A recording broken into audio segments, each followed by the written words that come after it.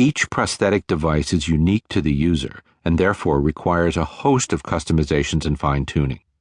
When Greg provides you with a new leg, you can be sure he's done everything he can to make it fit as comfortably and naturally as possible. When you see a person with a prosthetic limb of any kind run a marathon, dance at a wedding, or just smoothly walk down the street, please appreciate the unsung hard work and dedication of miracle workers like Greg.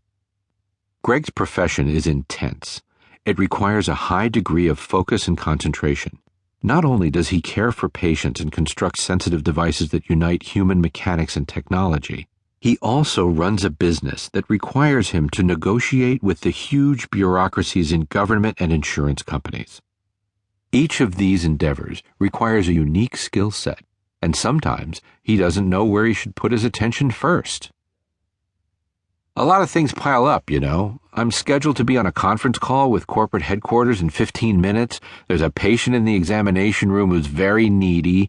The office staff is asking me about billing codes. And at the same time, urgent phone calls are coming in from other patients. I can't always keep up.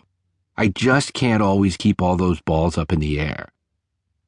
I get this kind of emotional intensity where I feel trapped. You can't back away. Ultimately, things have to get done, right?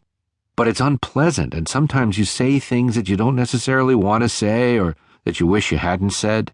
And then other people in the office get kind of huffy too, because I got huffy, and it's what I call an energy fart, because your bad energy from that moment just spills out into the office and stinks up the air.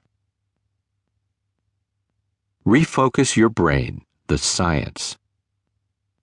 To understand why Greg often feels so mentally overwhelmed, let's take a look at how the human brain is configured.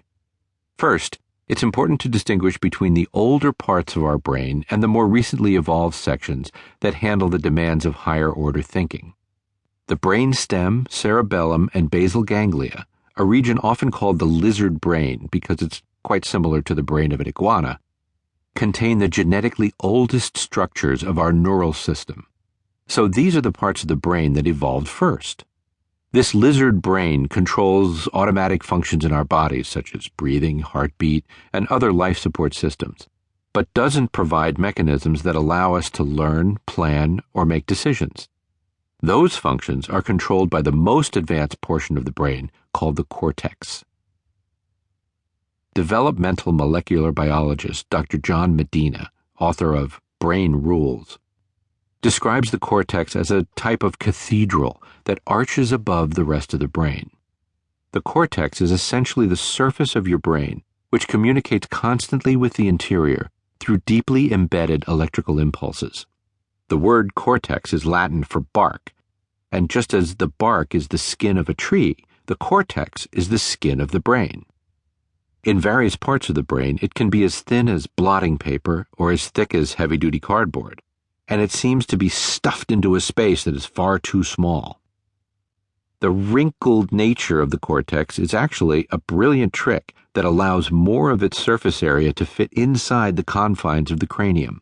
If it were unfolded, it would be about the size of your favorite baby blanket. The prefrontal cortex and executive brain function.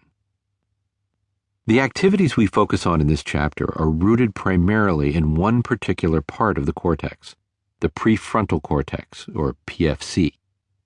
The PFC is the most advanced segment of the most advanced section of the brain.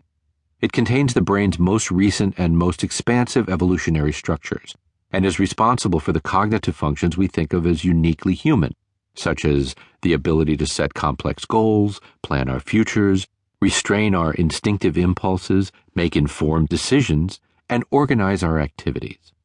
Collectively, these sophisticated abilities are often referred to as the executive functions of the brain. Neuroscientists commonly point out that the human PFC takes up about a third of the cortical region, a proportionally much larger area than the PFC occupies in any other species. The size of the PFC relative to the rest of the brain is by far the largest in humans. Although research into the mechanisms of the brain continues, it's generally accepted that humans have a significantly greater PFC capacity, and thus more executive brain function than other animals.